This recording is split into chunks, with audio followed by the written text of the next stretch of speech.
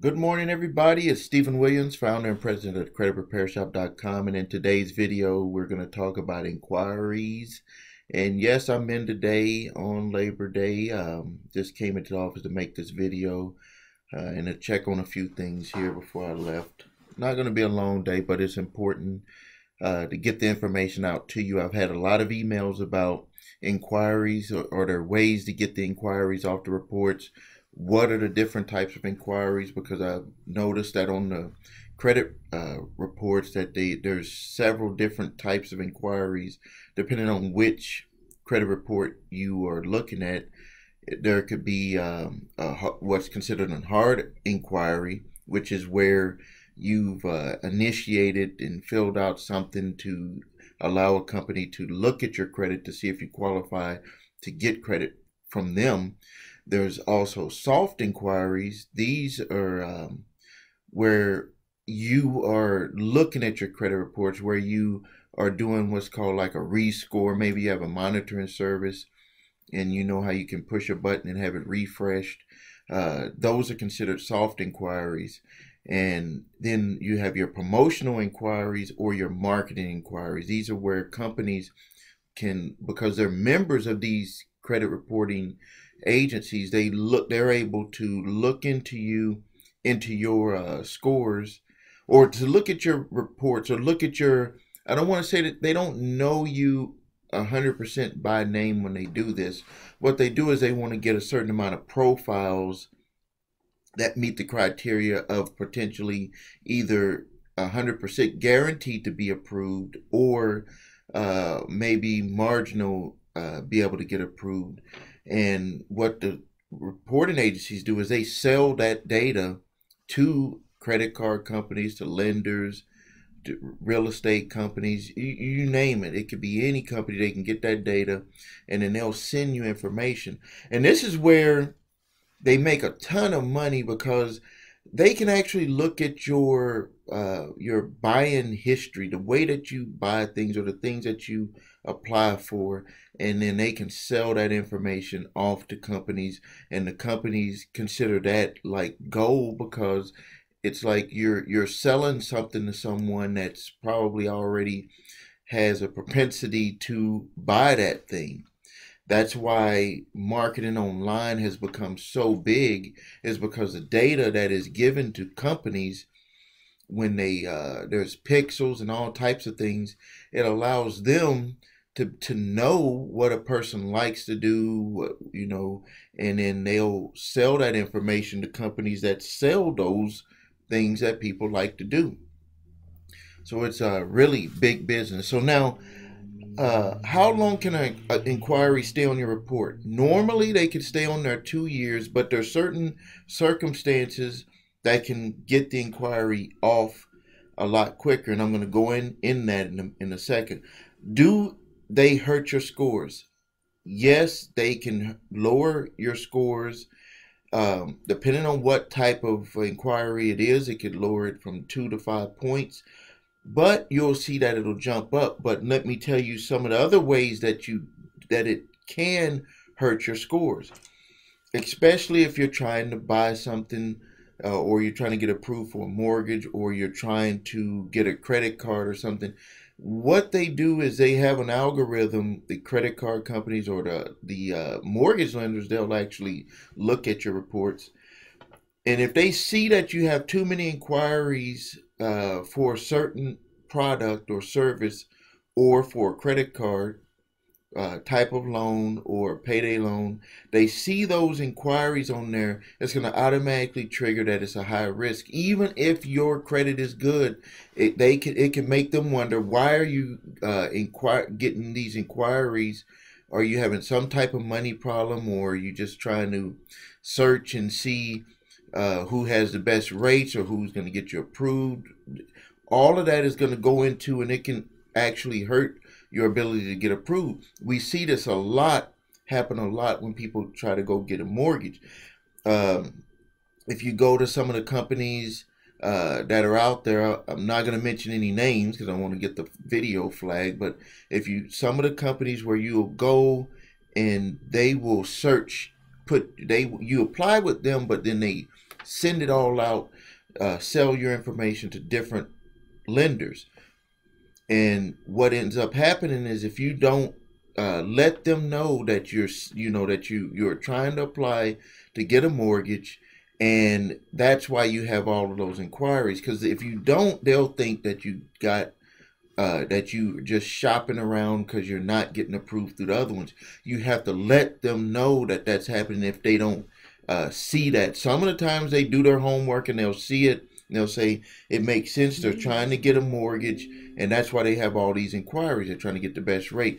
But if you get someone that's not paying attention, or they're doing it by algorithm, they're doing it by what's called a computerized underwriting service, they're not going to know that was the reasons why you had all of those inquiries. So you have to make sure you let them know, because it will hurt your chances of getting approved if they see those inquiries like that. Now, yes, you can get inquiries removed before 2 years, and let's go over some of the circumstances that make that possible. The first thing, and these are what I consider, these are technical reasons, because if you apply for something, unless there's a real reason why it shouldn't be on there, it's going to stay on there for that period of time. But now there's certain ways that you can get them on. Probably the one that you've probably heard of the most is a courtesy, where you can contact the company and say, I need you to remove this. It's hurting me from getting approved, and for one reason or another, I didn't get approved through your company, or I didn't intend to do that inquiry, or there's something that you can talk to them about to get that inquiry removed. Now, if they don't remove it and it did meet some type of technical reason on why you had that inquiry, let me tell you the ways that we work on inquiries. The first thing is it reporting correctly on your reports? That's very important, because you have a right to have everything, all inquiries, report correctly. The month must be correct. The reason must be correct. If they don't state a reason, the company name that you applied for, that you thought you were applying to, must be correct. And that's going to go into the next way that the next thing that I see happening a lot, which I consider them spam inquiries. But before I mention that, wasn't an authorized inquiry, and that goes into the spam inquiries. What I mean by a spam inquiry is, let's just say that you go to an auto dealer, you apply for getting a financing, and they run your credit with a 10, 20, 30, I've seen as many as 30 credit inquiries coming from one auto dealership. And that's because they're sending it all out there, and they're shopping around to see who wants to buy the loan from all of these lenders that they deal with. I see this a lot with bad credit lending with auto dealerships. I see where they'll just put it on, they'll submit the application to various lenders, and all of a sudden you got bam, bam, bam, all these inquiries on your credit reports. Score drops down, and you might get approved, but it has all of these lenders on there. Regardless if you get approved or not approved, they have no right to shop it with all of those lenders. And let me tell you the reason why. They might tell you that they're going to shop it with various lenders, but they have to disclose to you how many, because you have a right to know, because it's going to affect you adversely on your credit reports to have that many inquiries on there. So this is like a easy, like no-brainer. We always have success with this when we say that the borrower didn't expect to have that many lenders pull their credit, and that it is adversely affecting them affecting their credit scores and their credit reports, and affecting them for being able to move forward with other things that they're going to potentially need credit for, and that they want those removed. Usually what will happen is that All of them will be removed except for the one that you did get approved for. If you didn't get approved, they'll remove them all, and then they'll leave the one with the company, the dealer that initiated the inquiry. That one will end up staying on your credit reports. And then another one way that can another situation that can happen on inquiries is when you go to department stores. And I talk about this when I talk about my debt that's being sold, but not my debt, but debt that's being sold and I talk about it in my videos on Fridays, where I talk about the debts that is being sold into the market, and that a lot of it is from these department store credit cards where people, they're approached by someone or they're checking out and they say, would you like to apply for a department store card with them? And they say, regardless if you get approved or not approved, you're going to get a percentage off. Well, if you don't get approved, that inquiry is going to go on there. And check this out. You have a right to know the circumstances on you getting approved. They can't just say, we're going to run your credit. You're going to get, if you don't get approved or do get approved, we're going to give you the discount. No, they cannot just leave it at that.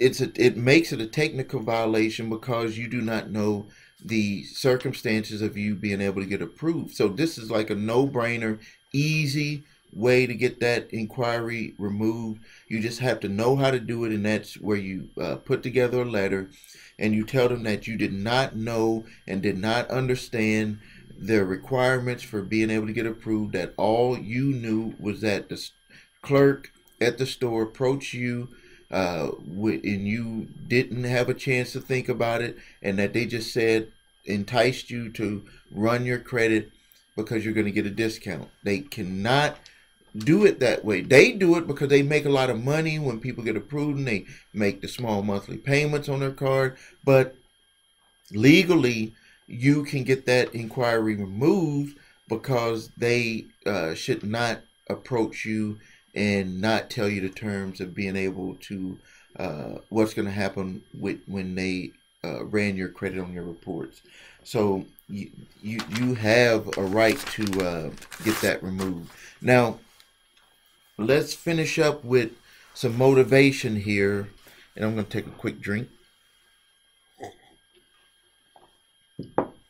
Let's finish up with some motivation because I'm getting a lot of good feedback. People are, telling me that they appreciate it because, and I do this because when you are trying to change something that is happening to you in your life, it's going to take you the inner strength, or you're going to have the energy to, number one, start the process without seeing the result, and then continue the process, especially if you don't get the result that you wanted when you attempted to, let's just use this as an example, to get the inquiries removed. You may not get the result that you want the first time, so you have to continue and stay motivated that you will get your result. And the best way to understand and how to put yourself in the right frame of mind to stay motivated is to look at yourself in the past.